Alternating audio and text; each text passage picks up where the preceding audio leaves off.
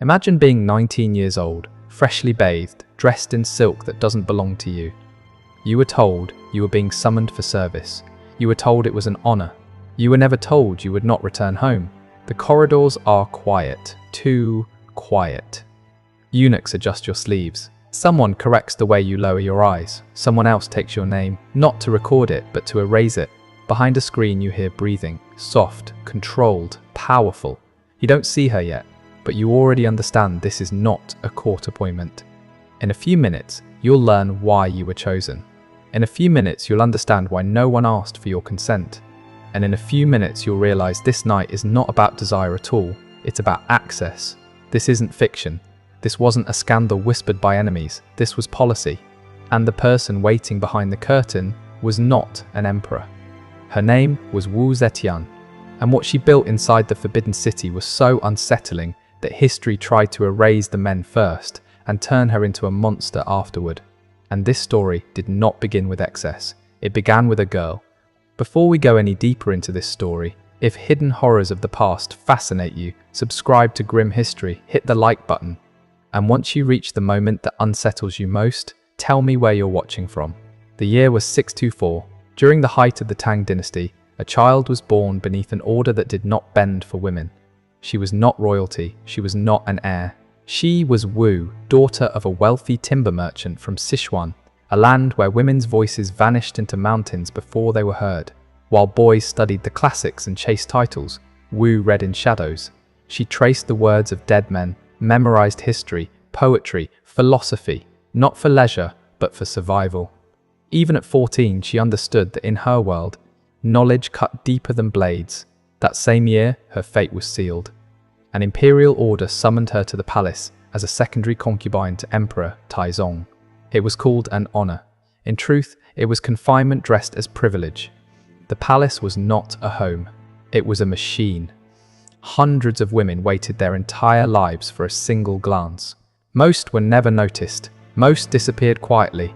Wu did not wait. She watched. She listened. She studied power the way others studied embroidery. While hands stitched silk, she stitched exits in her mind. She learned the language of silence, the meaning behind bows, the weight carried by a glance held too long. Taizong barely saw her. Years passed untouched. Then, as tradition demanded, the emperor died. By custom, Wu's life should have ended with him. As a former concubine, she was sent to a Buddhist convent. Silence, seclusion, erasure, but oblivion never came. At 26, when she should have faded into anonymity, Wu returned to the palace, not as a shadow, but as fire. Against every rule, she became consort to Gaozong, the new emperor and son of the man who once owned her fate. It was more than taboo, it was unprecedented. History never fully explains how she came back. A secret summons, hidden alliances, perfect timing. What is certain is this: Wu Zetian never left anything to chance. Once inside again, she moved quickly. Rivals vanished, the empress was demoted. Others were silenced or sent away. No public bloodshed, only absences that piled up like fallen leaves. When Gaozong grew ill, Wu became his voice. She issued decrees, met diplomats, delivered judgments. The empire already obeyed her, only the title remained. In the year 690, she dropped the disguise. Wu Zetian declared herself Empress of China. Not regent, not co-ruler, but sole sovereign. She founded her own dynasty and ruled for nearly 2 decades. The Confucian order shuddered. Scholars quoted texts that no longer applied. Because Wu Zetian was not a flaw in the system, she was its inversion. She governed efficiently. She reorganized ministries. She promoted talent over bloodlines. Every document carried her authority. But her most radical mark was left not in law, but in the private chambers of the palace. There, where power had always flowed from emperor to women, Wu Zetian redirected it. Because she understood something no ruler before her dared to admit: the body had always been a political tool. So she chose a different one. Wu Zetian did not do this for pleasure. She did it for control. History would later condemn her with particular fury, because nothing unsettles patriarchy more than seeing its own rules reflected back in reverse. What had always been accepted in emperors, vast harems, pleasure palaces, intimacy traded for promotion, became an unforgivable scandal the moment a woman exercised the same power. In history, male desire was politics. Female desire was treated as a crime. By now, the throne was secure. The crown was no longer symbolic. Wu Zetian had not simply survived the system, she had hollowed it out and stepped inside alone. But even absolute authority cannot function on decrees alone. Power needs eyes. It needs ears. It needs bodies close enough to sense betrayal before it speaks. The true turning point did not come on battlefields. It came in the perfumed corridors of the palace. Wu Zetian did not reform the system. She bent it until it became a weapon. From this decision emerged the Kongan, officially a ceremonial office, unofficially a surveillance machine disguised as intimacy. In practice, it functioned as a state-controlled male harem. The men were not chosen for noble blood or military skill. They were selected by other standards: the firmness of a jaw, the symmetry of a face, the softness of a voice, the elegance of hands moving across a guqin. Some arrived through ambitious officials who offered their own sons as tokens of loyalty. Others were found by quiet agents sent across the provinces to locate young men who were compliant, unconnected, and easily erased. Wu Zetian was said to impose strict requirements: untouched youth, flawless skin, intelligence paired with submission. She was not collecting companions, she was assembling instruments. Each man was trained not only in intimacy, but in listening. They learned how to observe without being noticed, how to read tension in a room, how to translate sighs, pauses, and glances into information. To belong to the Kongan was to become the empire's senses wrapped in silk. The first to rise was Feng Xiaobao, born without title or lineage in a rural village. One day he was noticed by a princess. Soon after, he was kneeling beside the imperial bed. To legitimize his presence, he was ordained as a Buddhist monk and renamed Shui Huaiyi, though there was nothing ascetic about his ascent. He became Wu Zetian's shadow lover, emissary, enforcer. He commissioned temples, oversaw the construction of the Hall of Light, and received military honors without ever lifting a sword. He rode imperial horses. He humiliated officials with a smile. He spoke when the empress remained silent, but power devours its favorites. Shui Huaiyi grew arrogant. He publicly insulted Taoist monks, certain of his invincibility. Then he crossed the line. After a dispute with the empress, he set fire to the Hall of Light, the very monument that symbolized her authority. The building burned, so did his protection. He was ambushed and killed, his name erased. His ashes scattered at the White Horse Temple. No epitaph followed. No mourning was permitted. Yet the void he left did not remain empty. After him came Shen Nanchu, the quiet one. Not a politician, not an enforcer, perhaps a musician, perhaps a physician, perhaps a poet. What mattered was what he did not seek. He asked for no titles, he spied on no one, he passed no judgments. He played the guqin as if offering solace rather than ambition. His silence, inside a system built on control, became rare enough to be tolerated. He remained until his quiet death, rumored to have come from a tonic he prepared himself. No hatred followed him, only whispers. He was the exception. The most feared figures arrived later, the Zhang brothers. Zhang Yizhi and Zhang Chengzhong were not merely companions, they were centers of gravity, introduced through elite recommendation. Some said by Princess Taiping, they quickly became the gatekeepers of the empire. Young, educated, ruthless, they transformed the Kongan into something closer to a hidden ministry. No decision reached the empress without passing through them. One managed audiences and foreign envoys, the other drafted decrees. Officials knelt before them before they ever saw Wu Zetian. For the Confucian elite, this was unbearable, not because a harem existed, but because it worked. The brothers were ministers, spies, diplomats, and symbols of everything the patriarchal order denied. Wu Zetian had taken the old design women obey, men command, and melted it in the fire of her crown. Desire became a function of the state, intimacy became surveillance. Later historians would call her perverse, not for her actions, but because she wielded masculine rules more effectively than most emperors. By 699, the Kongan was fully institutionalized. It had ranks, records, and duties. Some members wrote imperial poetry, others led rituals. Many held titles and estates, but all were pieces on Wu Zetian's board. There was no romance, only strategy. The empress did not sleep with men. she slept with information. The city whispered impossible numbers, 3,000 men, one for each night. But those figures were exaggerations shaped by fear. The truth was more unsettling. Her harem was not indulgence, it was a mirror, and it revealed what power looks like when stripped of gender. Absolute power never stays still. It swells, hardens, and eventually rots from within, like fruit left too long in the heat. That decay is what finally overtook Wu Zetian's palace. By the early years of the new century, the empress was failing. Her eyes, once sharp enough to silence ministers, now struggled in the dim corridors. The voice that had once frozen armies emerged in broken breaths, weakened by fever and coughing. The body that had defied an empire was becoming its own prison. On the surface, the state still functioned. In truth, what Wu Zetian presided over was no longer a political heart, but a tumor dressed as an administration. The Zhang brothers had become its vital organs. They were no longer favorites, they were the system. They controlled access, dictated policy, and reshaped authority as if the throne were a private board game. Wu Zetian had granted them such intimacy that the boundary between her will and theirs blurred beyond recognition. As the empress withered, they flourished. Their youth stood out brutally among the aging court. Their silk robes, polished skin, and graceful movements at banquets contrasted sharply with the severity of the old aristocracy.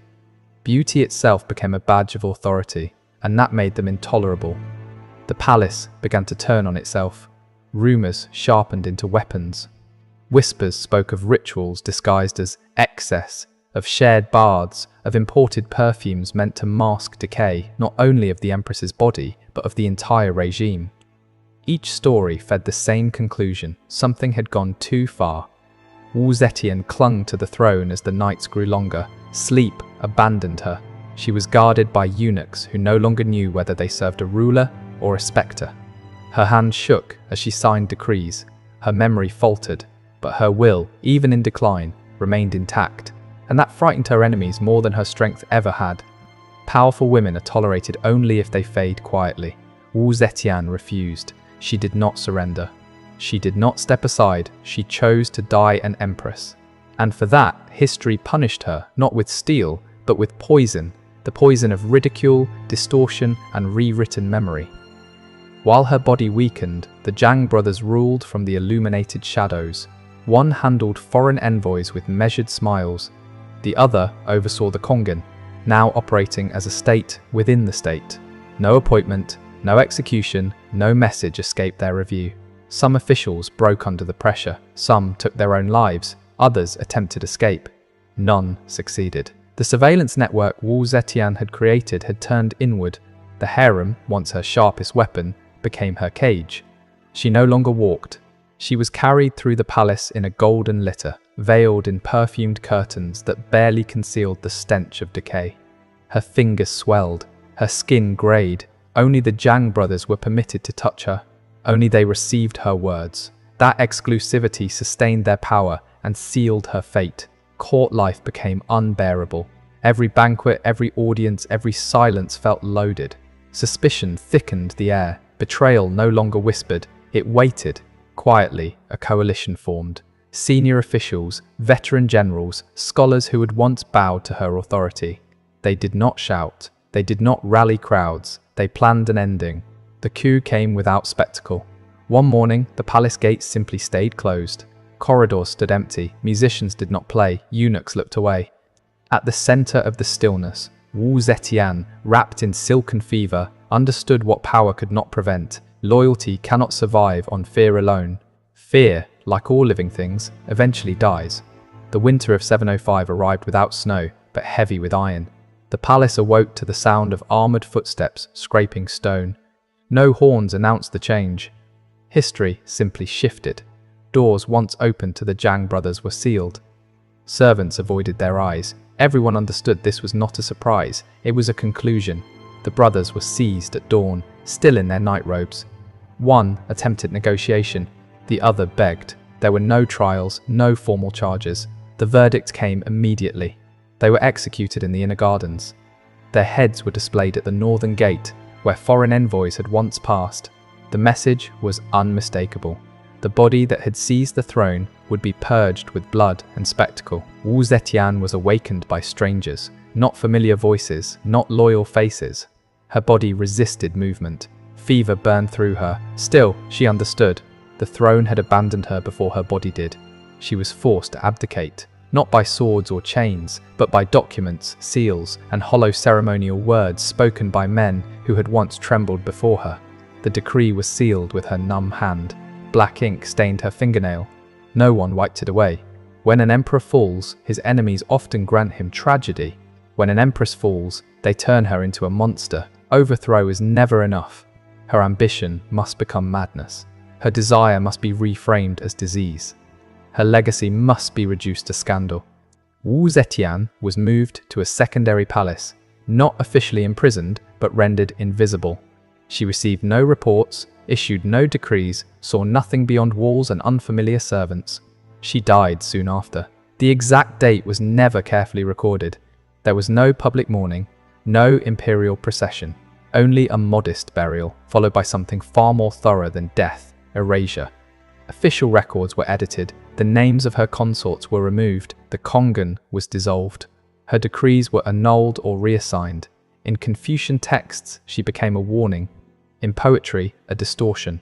In folklore, a witch. Yet censorship is never complete. Some chroniclers left fragments behind, notes in margins, details too precise to invent.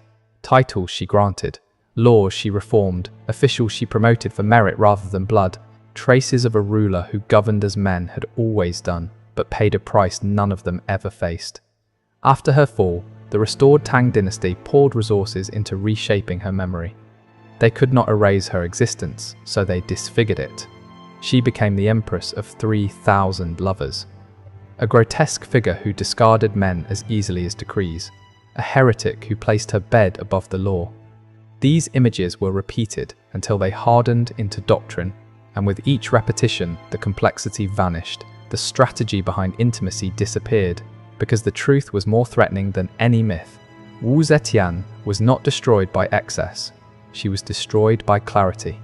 Her body died, but her memory was sentenced to a slower execution, selective forgetting, deliberate distortion, and narrative poisoned at its source. For centuries, official chronicles dragged her name through ridicule. Her administrative skill went undiscussed. Her ability to rule alone over a vast empire was ignored. Only one accusation survived, that she had turned the court into a brothel. Confucian historians perfected a bloodless weapon, rewriting. Each lover was exaggerated, each shared night magnified. The Gongan, once a state institution, was retroactively described as an official brothel. Men who had served as diplomats, poets, and administrators were reduced to toys. None of this appears in the original imperial archives. These stories emerged later, when male rule needed justification, when her figure became a warning to ambitious women. In these retellings, the powerful woman always ends the same way, alone, aged, reviled. In official history, male desire is framed as stability. An emperor's harem signals prestige, virility, continuity. Female desire, by contrast, is treated as corruption. When Wu Zetian mirrored her predecessors, history did not call it authority, it called it sin. It called it sickness. The male harem left no descendants, no surnames survived, no children claimed lineage. That made erasure easy. There are no statues for Shui Huaiyi, no tablets for Shen Nanchu. The Zhang brothers appear only as symbols of corruption, never as strategists. Their portraits were destroyed, their tombs defaced, their names severed from genealogy. They were removed with precision, as if they had never existed, and yet their absence speaks louder than records ever could. Every silence in history is a confession. Every biography that reduces Wu Zetian to her lovers reveals more about the fear of the writers than about the empress herself. What she represented was not simply a reversal of gender roles. It was a threat to the foundation of patriarchy itself, that a woman could desire without permission, wield bodies as